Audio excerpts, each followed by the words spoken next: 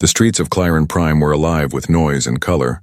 Floating lights drifted between tall glass towers, and strange alien creatures moved in every direction. The air was thick with the hum of machines and the chatter of voices. But among the crowd, one small figure walked quietly, her steps slow and careful. A young alien girl with no arms. She tried to keep her head down, her long silver hair falling over her face. Her clothes were old and torn, and the marks on her shoulders showed where her arms should have been. Every step she took was a reminder that she was different. Every glance from others was a knife in her chest. A group of alien teenagers noticed her as she passed the market stalls. One of them laughed loudly, pointing his long green finger at her. "Look, the no-hands freak is watching," he shouted, his voice echoing through the street. Others turned to look. Laughter followed. Some whispered, others took out their hollow devices to record her. The girl froze. Her heart pounded. She wanted to disappear, to fade into the crowd, but she couldn't. The cruel words hit her harder than any weapon. "Can't even carry her own food," another voice called. "Maybe she waits for someone to feed her like a pet." The girl's eyes filled with tears, but she didn't cry. She had learned long ago that tears only made them laugh more. So she looked straight ahead, trying to stay calm. Inside, she felt small and broken, but she walked with as much pride as she could manage. At the corner of the market, someone else was watching. A tall human man with rough hands and tired eyes. His name was Ethan Ward, an engineer sent to Clyron Prime to work on the colony's power grid. Humans were rare here, and most aliens didn't like them. They saw humans as wild, emotional, and unpredictable. But Ethan didn't care about politics or pride. He cared about machines, and about people who didn't deserve pain. When he saw the young alien girl standing there, surrounded by laughter, something in his chest tightened. He had seen cruelty before, but this was worse. She turned to leave, using her feet to lift a small bag that had fallen from her side. The movement was clumsy but precise. She held it between her knees, balancing carefully as she shuffled away. The crowd lost interest and turned back to their shopping, their laughter fading. Ethan followed her quietly, keeping his distance. He didn't want to scare her. He just wanted to know where she was going, and why no one cared enough to help her. She walked through the lower sectors, narrow alleys filled with smoke and dim red lights. The air smelled like oil and rain. Children played near trash piles, and machines hummed from broken walls. The girl finally reached a small metal hut built from scrap parts. It was more like a box than a home.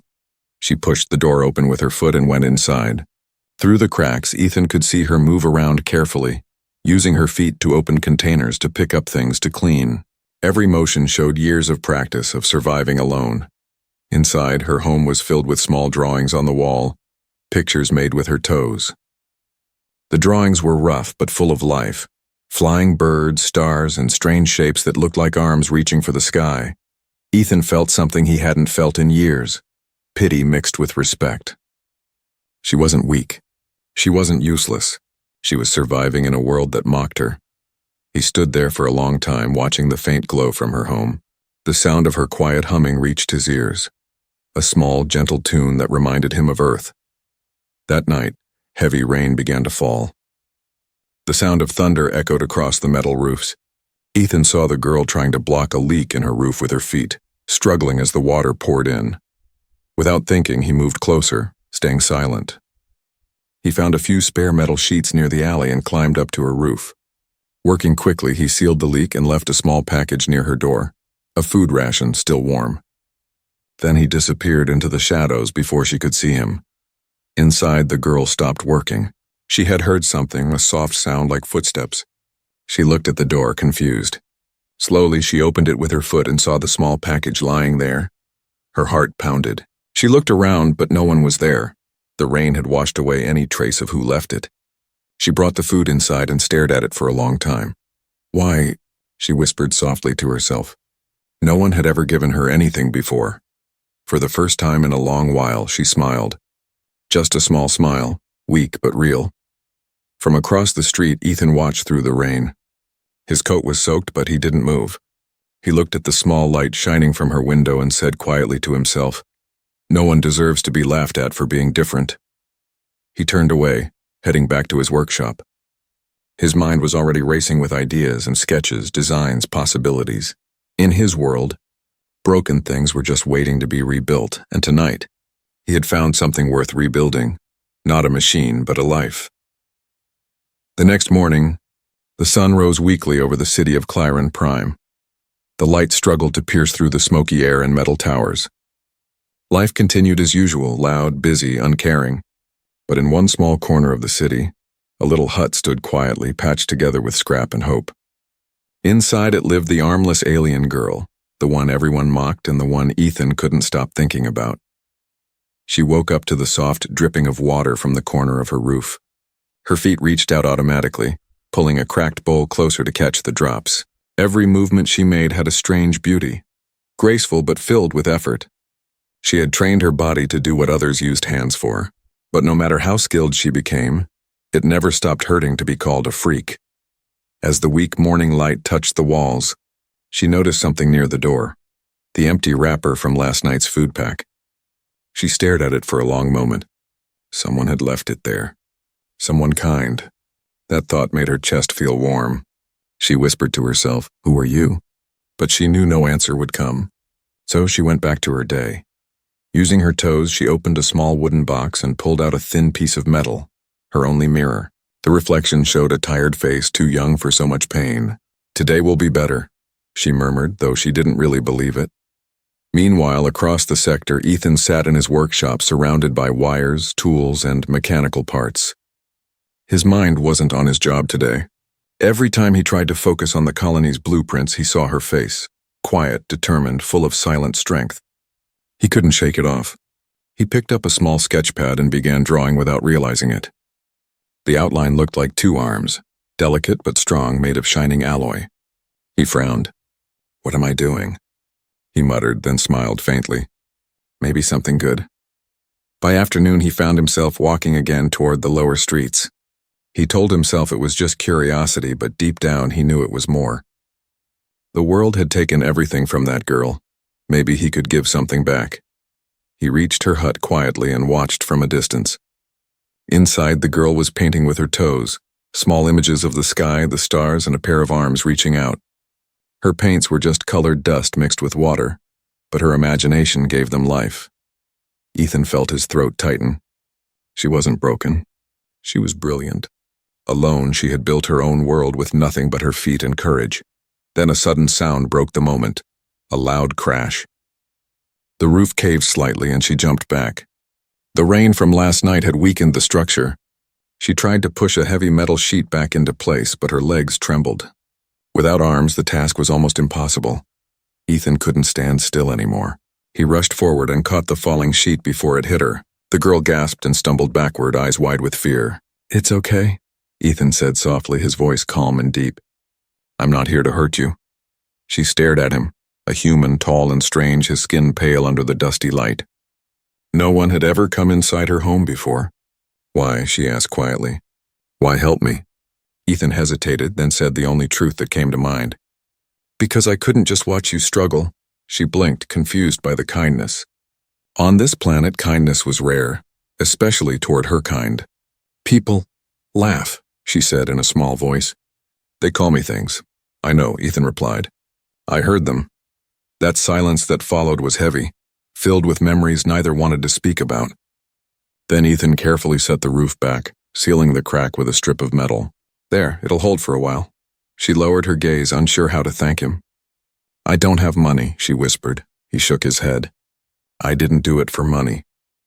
For a long moment they just stood there, two strangers from different worlds, yet somehow connected by the same feeling. Loneliness. Ethan looked around the room again. He noticed her drawings and paused in front of one. A picture of her smiling with arms reaching for the stars. The detail in it caught him off guard. "You drew this?" he asked. She nodded shyly, blushing slightly. "With my toes," he smiled. "Then you're an artist," her eyes softened. No one had ever called her that before. Not freak, not broken. Artist. After fixing the roof, Ethan stepped outside. "Take care of yourself," he said. She followed him to the door, still unsure who this strange human was. Will you come again?" she asked suddenly. He looked back and nodded. "If you want me to." When he left, the girl sat quietly by the door, looking at the small footprints he left in the dirt. Her heart beat faster. For the first time in her life, someone had seen her. Really seen her. Far away in his workshop, Ethan sat again at his table staring at the sketch of those arms. He tapped the page gently and whispered, "Let's make something beautiful. Something that will change her life." And so the first line of hope was drawn, not with ink or machines, but with kindness. That night, Ethan couldn't sleep. The image of the girl, fragile yet full of silent strength, stayed in his mind like a fire he couldn't put out. He lay awake, staring at the ceiling of his small apartment, while the hum of machines outside filled the silence. When dawn finally came, he sat at his desk, opened his old sketchpad, and began to draw. At first, the lines were uncertain, shaky, unsure. Then as his mind cleared, the design began to take shape. Metallic joints, flexible plates, neural links, arms, not just robotic tools, but extensions of life itself.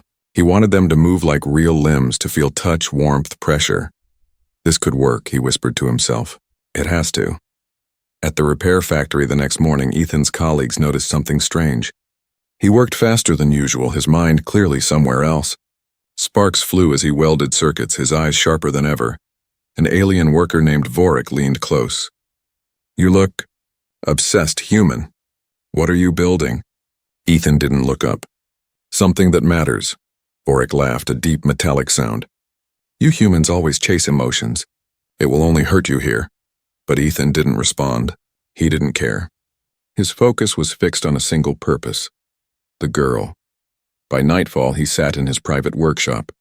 The dim blue lights reflected off sheets of steel and wires scattered across the table. He picked up 2 metal frames shaped like slender arms and set them side by side. They were beautiful. Not perfect yet, but full of promise.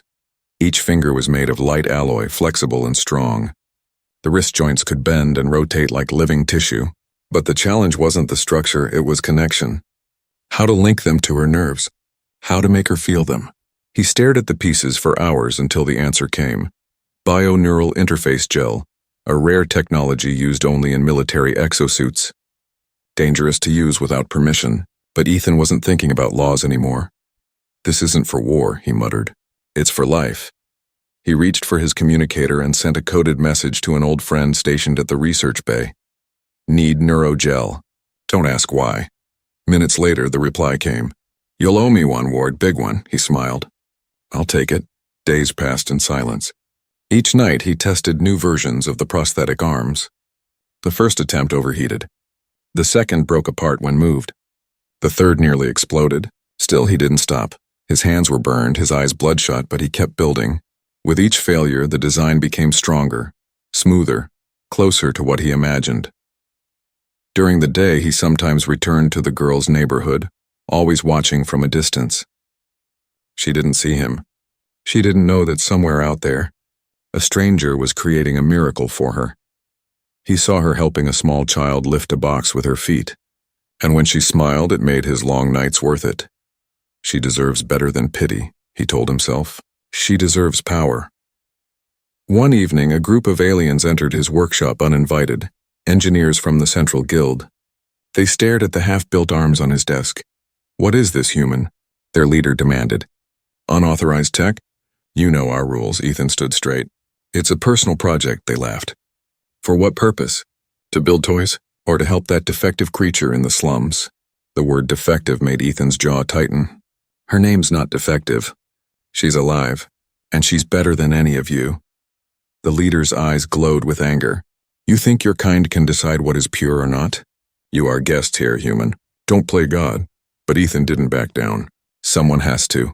They warned him, then left, but not before one of them muttered, "If you continue, we will report you." Ethan watched them go, then turned back to his table. "Report all you want," he whispered. "I'm not stopping." That night he finally succeeded. The arms moved, smoothly, silently.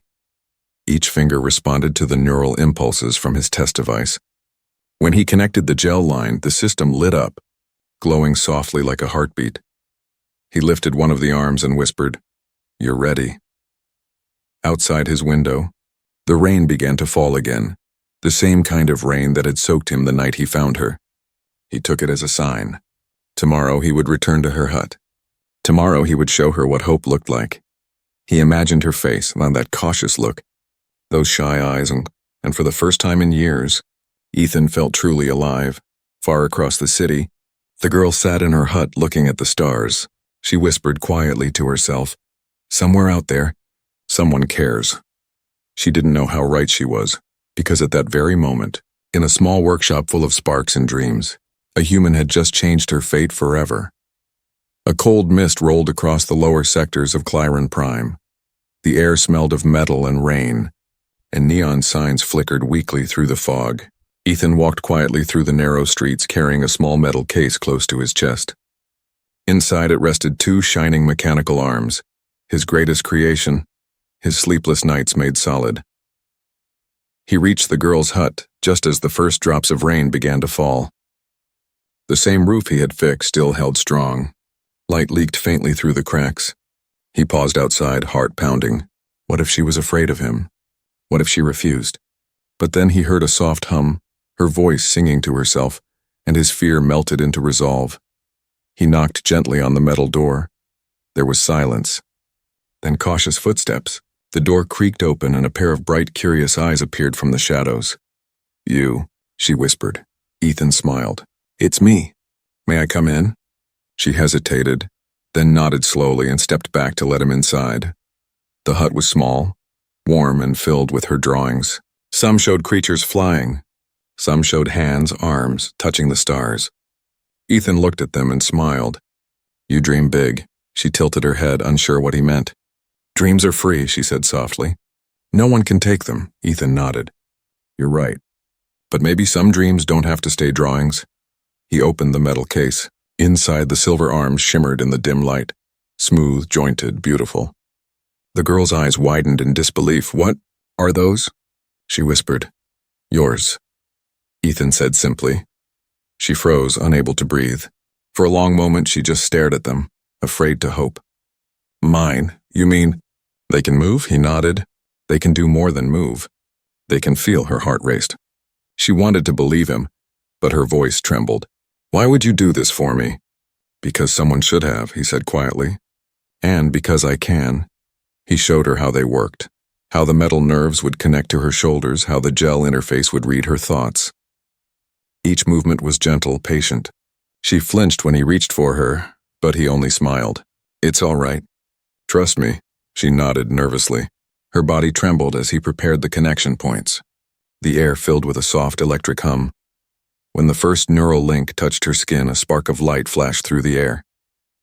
The girl gasped. "It burns." "It'll fade in a moment," Ethan said. "Your nerves are learning the signal." She bit her lip, eyes watering, but she didn't pull away. He adjusted the clamps, connected wires, and whispered, "Almost done." Then came the moment of truth. He pressed a small switch on the control panel. The arms glowed faintly blue. "Try to move your fingers," he said. The girl closed her eyes, focused, and thought about moving her hand. For a heartbeat, nothing happened. Then one metal finger twitched. Another followed. Then the whole hand opened. Her eyes shot open. It moved!" Ethan grinned. "You did it." She lifted the arm slowly, clumsy but graceful. The sound of metal and servo motors filled the room. For the first time in her life, she reached out. Marian touched his hand. Tears rolled down her cheeks. "I can feel it," she whispered. "Not pain. Warmth." He swallowed hard. "That's your brain recognizing connection. You're not just controlling them, they're part of you now." They spent hours adjusting the calibration. Each test made her movement smoother. She laughed for the first time, an innocent, ringing laugh that filled the small hut with life.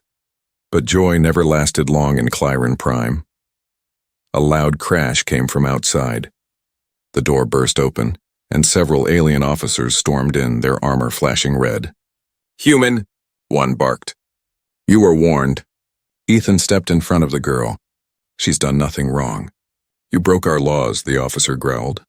"You built forbidden biotech for an unregistered being." The girl tried to hide her new arms behind her, but they gleamed in the light. One of the soldiers sneered.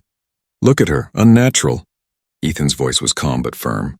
"Unnatural? No, she's perfect." The leader raised his weapon. "You'll come with us.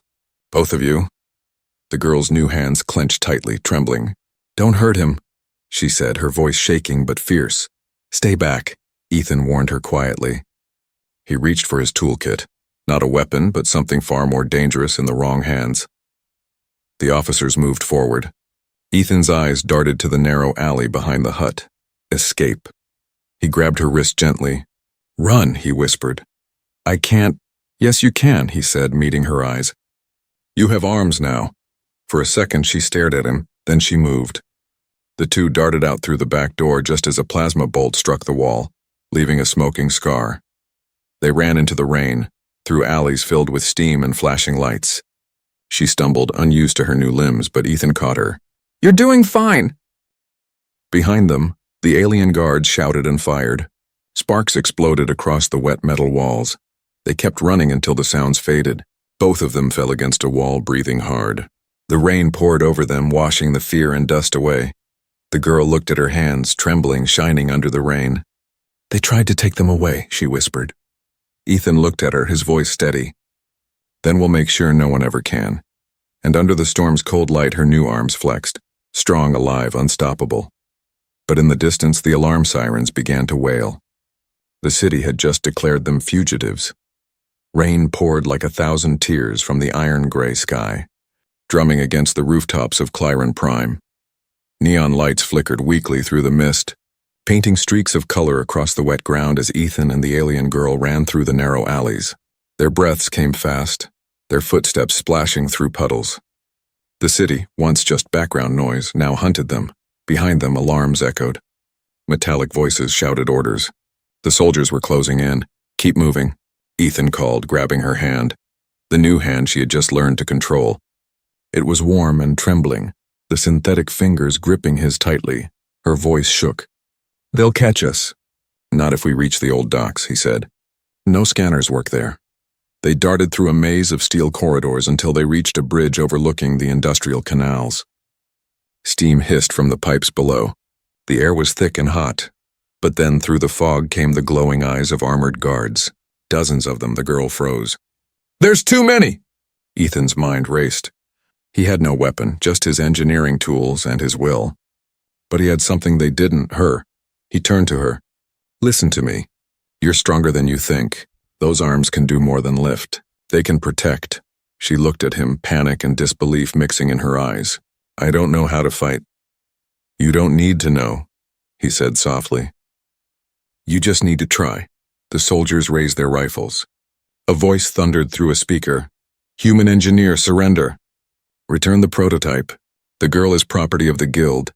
Ethan's eyes burned. She's not property. She's alive. Blaster fire lit the bridge like lightning. Ethan pulled her behind a metal crate as sparks exploded around them. The air filled with smoke and energy bursts. One blast struck close. The shockwave knocked Ethan back. The girl screamed, reaching for him instinctively. Her new arms moved faster than thought, shielding him. The metal fingers flared with a strange light. The next blast hit her directly, but instead of breaking her, the energy absorbed into her arms. The alloys shimmered blue, pulsing like a heartbeat. Ethan stared in awe. It's reacting to your will. She stood slowly, her wet hair sticking to her face, eyes glowing with determination. Then I'll use it. The soldiers fired again, but this time she didn't hide. Her arms moved on their own, catching the plasma bolts and deflecting them. Sparks danced through the air. The men hesitated, confused, when she wasn't just surviving. She was fighting back. She leapt forward, pushing Ethan aside. One metallic swing sent two guards flying backward into the rail. Another slammed her fists into the ground, cracking the bridge beneath their feet. Stop her, someone shouted, but no one could. The girl who once cried under their laughter now stood tall, glowing with power. Her every movement was poetry and vengeance combined. When the last soldier fell, silence filled the air. Only the sound of the rain remained. Steam rose from her arms, glowing faintly in the dark. Ethan got up slowly, watching her. You saved us. She looked at her hands, shaking. I didn't mean to hurt them. You didn't, Ethan said softly. You defended yourself. You defended us. Her eyes filled with tears. I didn't know I could. He stepped closer and smiled gently. That's what freedom feels like. But before they could rest, a deep rumble shook the ground.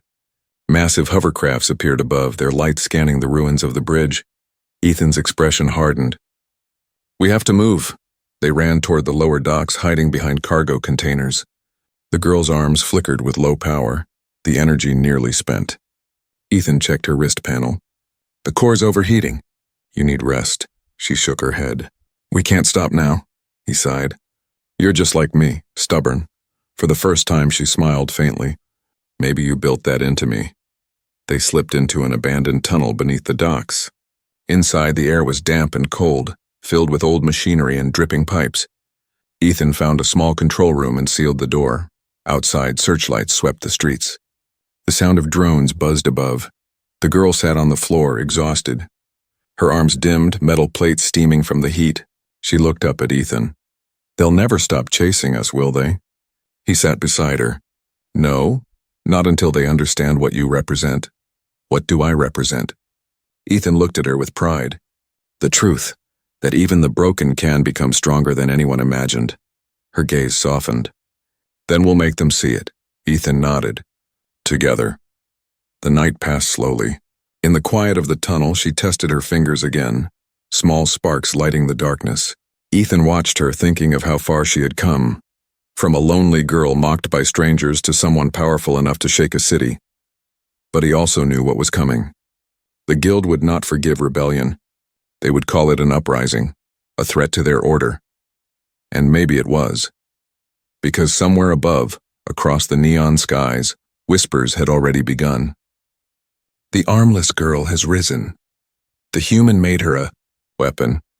They say she can stop bullets with her hands. The story was spreading faster than the authorities could silence it. For the first time in her life, she wasn't a secret. She was a symbol, and symbols could start revolutions. The tunnels beneath Clyron Prime were silent except for the slow drip of water and the hum of broken machines. Old light panels flickered weakly on the ceiling, throwing pale shadows across the damp floor. Ethan sat by a small fire he had built from scrap and wiring. Across from him, the alien girl sat quietly, her metal arms folded over her knees. The night after the battle had changed everything. She was no longer the frightened child who hid from the world. Yet she wasn't sure what she had become either. Ethan watched her carefully as she stared into the firelight. How do you feel? He asked softly. She turned her head, her new arms gleaming faintly. Different, she said after a pause. Like I'm made of someone else's dream. Ethan smiled faintly. Maybe that's not such a bad thing. She looked at him, her golden eyes reflecting the flames. You risked everything for me. Why? He thought for a moment. Because when I saw you that day, surrounded by laughter and cruelty, I remembered something I'd forgotten. What it means to be human. The words hung in the air like gentle smoke. She didn't answer right away, but her mechanical fingers twitched, as if they wanted to reach for his hand but didn't know how. The next morning, Ethan began working again. He spread his tools across the floor, tightening bolts and adjusting her arm joints. The energy core's unstable, he explained. If we don't repair it, your systems might overload. She nodded, though she didn't understand everything. Can I help? He laughed quietly. You already helped. You survived, but she insisted. So he taught her how to connect wires, how to handle delicate circuits, how to use precision with strength. Her movements were clumsy at first, but each day she grew better. Soon she was soldering microparts with perfect balance. See? Ethan said proudly.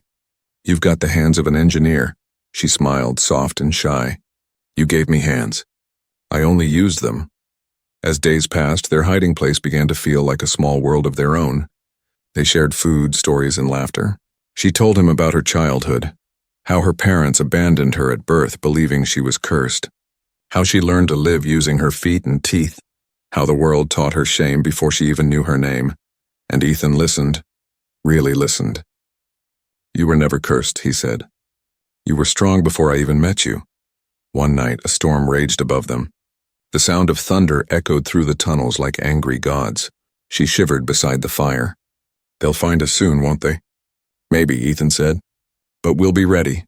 She looked at him, worried. I don't want you to get hurt, he smiled. You think you can stop me? Her metallic lips curved into a faint grin. I can try. Days turned into weeks. The girl learned faster than Ethan expected. She could lift heavy crates, repair damaged systems, even reroute power from broken generators. Her arms glowed stronger with every calibration. But with strength came fear. She often woke in the night, trembling, remembering the faces of the soldiers she had fought. "I hurt them," she whispered one night. "Does that make me like them?" Ethan shook his head. "No, you didn't fight to destroy it, you fought to protect." "That's the difference." She was quiet for a moment. "Sometimes I think these arms were made to do more than help me survive." He nodded slowly. Maybe they were made to change something bigger. One morning, while scavenging for food near the surface, Ethan spotted government drones circling the upper districts. His pulse quickened. He returned to the tunnel at once. "They're searching this zone," he said quickly. "We can't stay much longer." She stood, her eyes steady. "Then let's go before they find us." He hesitated. "There's something I've been meaning to tell you. The neural core in your arms, and it's evolving. It's not just responding to your thoughts anymore. It's learning from you." Her brow furrowed. "Learning?" "Yes, you're teaching it emotion, instinct. It's becoming part of who you are." She looked at her hands, the fingers glowing faintly. "Then it's alive in a way." Ethan nodded. "Alive, because of you." That night they sat on the roof of an abandoned shuttle bay, watching the stars through cracks in the ceiling. She looked up at the endless sky and whispered, "Do you ever miss your home?" "Every day," Ethan said. "But right now this is home enough," she smiled faintly. "Then I'm home too." For a long while they said nothing. The silence between them was soft, not empty but full of understanding. Two souls from different worlds forged together by struggle, but peace never lasted long in Clyron Prime. Far above, massive airships were gathering. The city's authorities had declared them both fugitives. Posters with Ethan's face and her image, labeled cybernetic threat, glowed on every holoboard. And in the main control tower, the guildmaster spoke coldly to his officers. "They've turned her into a symbol. If the people see her as hope, we lose control. Bring them back, dead or alive." Back in the tunnels, Ethan tightened the last bolt on her armor. "When they come," he said, "we don't hide this time." She looked up, her voice calm and strong. "We fight?" he nodded. "We stand." Her fingers flexed, the metal humming softly. "Together?" Ethan met her gaze and smiled. "Always." The fire between them flickered brighter, reflecting in her golden eyes. She reached out her new hand, and for the first time, Ethan took it, not as a rescuer, but as an equal. In that moment, surrounded by darkness and danger, two broken lives had forged something stronger than fear. A bond born of courage, trust, and the will to rise again. The sun rose over Clyron Prime like a blade cutting through the clouds. Smoke curled over the rooftops and sirens echoed through the metallic city. Across every holoscreen, one image flashed again and again, the alien girl with silver arms standing beside a human. The authorities called them criminals. The people called them legends. Hidden in the old factory district, Ethan tightened the last bolts on a new energy core. The girl, now wearing a light exosuit for protection, watched him quietly. "They're coming," she said. "You can feel it in the air." Ethan nodded. "Then let them come. We won't run this time." For days he had been upgrading her arms, enhancing power and stability. Each test brought her closer to something beyond even his own imagination. The neural core pulsed like a living heart. It didn't just obey, it felt. It understood. "Ethan," she said softly, "what if they destroy us?" He paused, meeting her golden eyes. "Then we'll make sure the world remembers why we tried." The factory trembled as airships approached. The ground shook beneath their boots. Ethan looked around the dim space, raw, old machines, metal crates, broken glass. A good enough fortress for one last stand, he turned to her. "When this begins, remember, no matter what happens, don't lose yourself. You're not a weapon. You're a miracle." She blinked fast, her throat tightening. "You gave me life." "No," he corrected. "You gave me purpose." The sky split open with light as soldiers rappelled down from the hovercrafts. Dozens of armored aliens surrounded the factory, weapons humming. A deep voice shouted through the comms, "Surrender! Return the prototype and the human. You will not be harmed." Ethan laughed bitterly. "They always promise mercy before the killing starts." The girl's hands clenched. "I won't let them take you." He smiled faintly. "Then let's make sure they can't." The first shots came without warning. Blue plasma bolts ripped through the air, striking metal walls. Sparks exploded. Ethan ducked behind cover, tools scattering. The girl stepped forward, eyes glowing with a fierce golden light. "Stay back," he shouted, but she didn't. Her new arms glowed brighter, absorbing the incoming energy. When she raised her hands, the plasma fire bent, turning into a blinding wave that pushed the attackers backward. Gasps echoed through the comm channels. "Impossible. The system is adapting." Her voice rang through the chaos, clear and strong. "I'm not your experiment anymore." The ground shook as she leapt forward, faster than their eyes could follow. Her strikes weren't violent, they were precise, controlled. She disabled weapons, pushed enemies aside, never killing, only stopping. Ethan joined her, activating defense drones he'd built in secret. Sparks filled the air, the factory becoming a storm of light and sound. When the smoke cleared, silence fell. The soldiers lay stunned, their weapons useless. The girl stood tall, chest heaving, silver arms glimmering with faint blue light. Then, a voice broke through the comms, trembling. She saved us. She didn't kill anyone." Those words spread like fire. The soldiers lowered their rifles one by one. The city's drones captured every second, broadcasting it live. Across Claren Prime, people stopped in their tracks to watch. The freak they had once mocked was now saving lives. Ethan limped toward her, smiling through the pain. "You did it," she shook her head slowly. "We did it." Then a loud creak echoed from above. The damaged ceiling began to collapse. Without thinking, she threw herself forward, catching a falling beam with her metal arms. Her body shook under the weight. "Go," she shouted. "I'm not leaving you," Ethan cried, rushing to her side. Together they held the structure as dust rained down. She looked at him.